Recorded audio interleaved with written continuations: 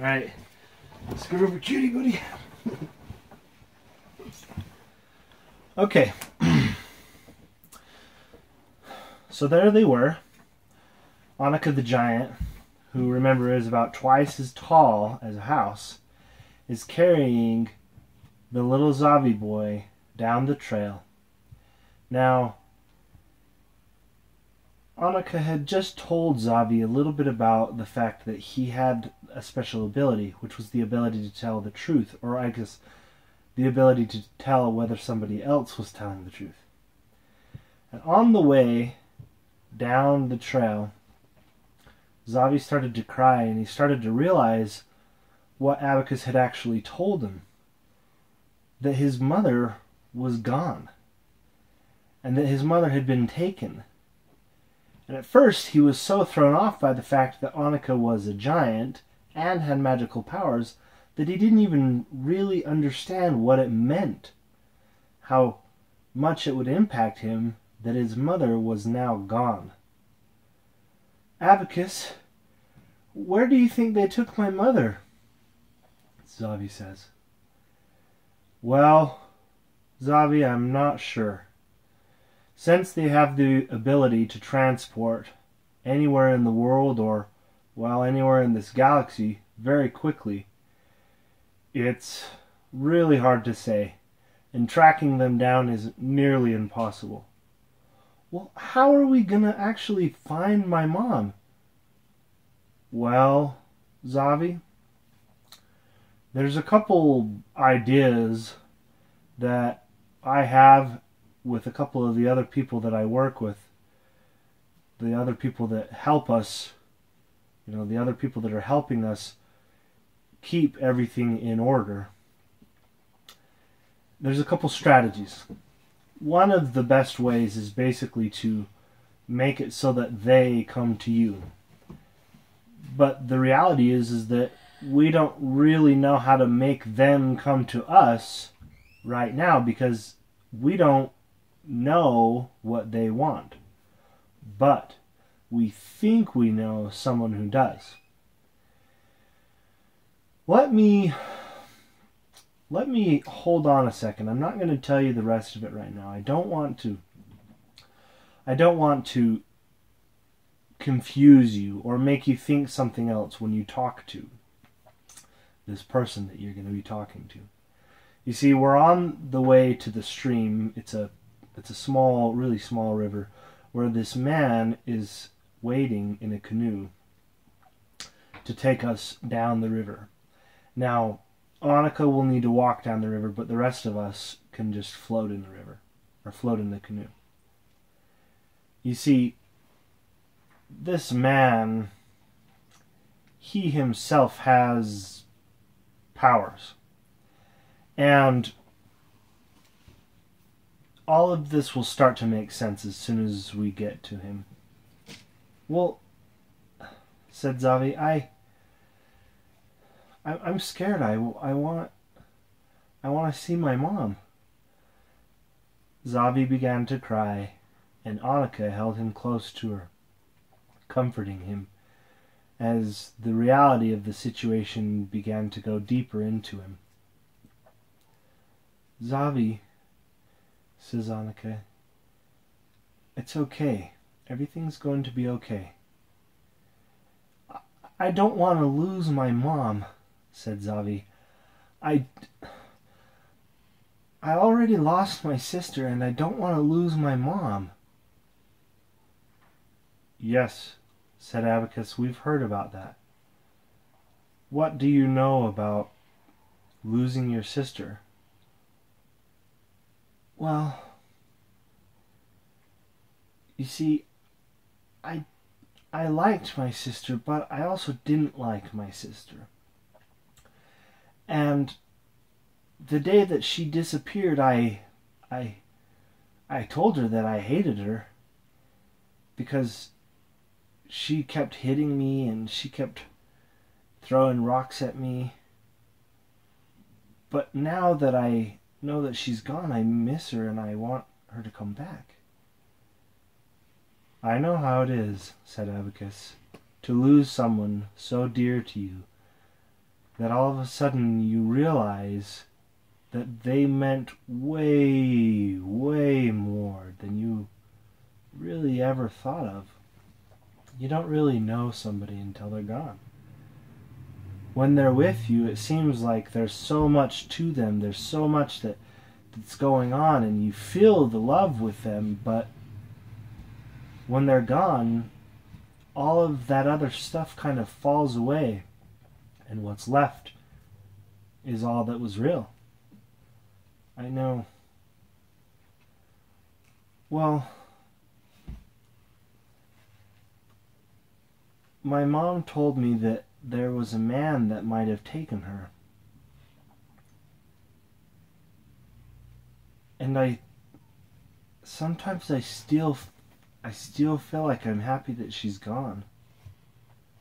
She was always so angry, and she would always say mean things to me. And she always said that Mom loved her more, but I didn't ever believe it. Well, Xavi, as a parent myself, there's no difference. There's no difference from one child to the other. It's just infinite love. It's all the love that you have. It comes out, and there it is. So each child is loved infinitely. There is no equality. It's infinity.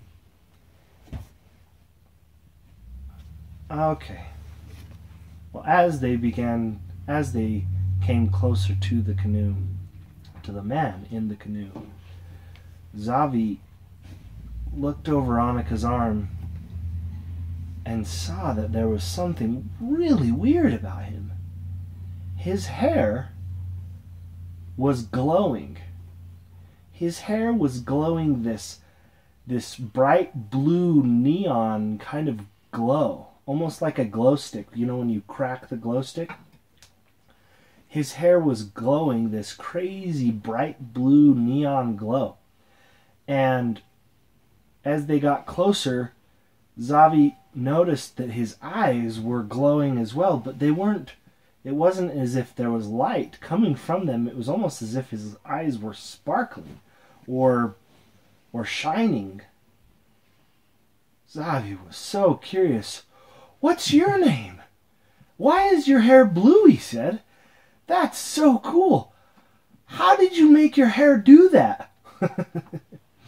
"Well, I'm not necessarily making my hair do this," said the man.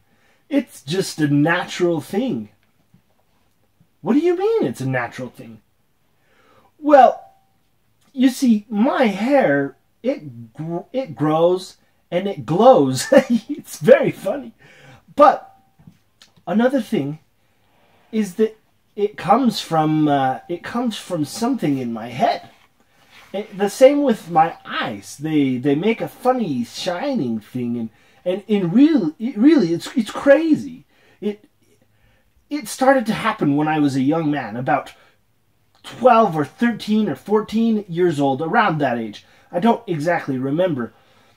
But what's really crazy is what's happening to my feet. About once every month, my feet grow really big and then get really small. See, look, they're big right now. He pointed to his feet, and they were huge. His feet were, about this big and fat. So here he was, this man. Oh, and by the way, his skin was this dark, almost completely black complexion. Skin just completely black. Fat feet, very huge feet, shining eyes, and blue neon hair. What craziness this is, I must say," said the man. "I have still never been able to understand it." "Well," said Abacus, "Xavi here has lost his mother, and he is one of the members, well, he, I believe, is one of the future members of the Galaxy Tribe." "The Galaxy Tribe," said the man. What makes you think that this young boy is a part of the Galaxy tribe? Well, actually, I'm not 100% sure what is making me feel that way, said Abacus. It's a feeling. And I have nothing more to go on. Well, said the man, that's sometimes all it takes. Well, Xavi, come here. Anika put Xavi down so that Xavi could walk over to the canoe. How about this? Let me show you a trick. He put his hand out, and there was nothing in his hand. He closed his hand and then opened it. And in his hand there was a crystal, a very large crystal. Whoa! You're a magician? Well, yes, kind of. I know some magic tricks. I'm not necessarily magical in the same sense as Anika or Abacus. Wait, Abacus is magical too, said Xavi. Well, yes. He hasn't told you? No, Let me tell him about what I am able to do at a later time, please. Okay, all right, said the man. Wait, what's your name? Said Xavi. Oh, my name is Eric. Why are you so energetic? Said Xavi. Oh, I don't know. I've just always been so happy. Oh, okay, I like that, says Xavi. Okay, so look at this crystal, the man said, holding the crystal out in front of him. When you look into the crystal, do you see your eye reflecting back to you? Or do you see something else? Xavi leaned closer, grabbed the man's hand, and looked with his eye into the crystal. Whoa! I saw my mother, he said. Oh, well, that settles it. Xavi, it's time for you to look at the crystal longer and pay attention closely. The man got calm. If you can see your mother, pay attention very closely so that you can tell us exactly what is happening. It might help us find your mother. Sound good to me? Or I'm sorry. Sound good to you? He said to Xavi. Yeah. So he looked closer. Looked closer. He saw his mother standing over a tub full of clothes that she was washing. She heard a noise. And that's the end of the story for tonight. One more. Yeah, I know you do. How is she standing over a tub? Well, you'll have to hear that story for tomorrow. Hey you guys, thank you so much for watching. And as always, make sure to subscribe, share, like, and comment on the video. I really enjoy doing this and I'd love to hear what you have to say about the story. Any questions that you have or comments, make sure to put those in the comments below. Also, make sure that you subscribe because it'll notify you of the next chapter when I upload the video. Again, thank you very much and enjoy the next chapter.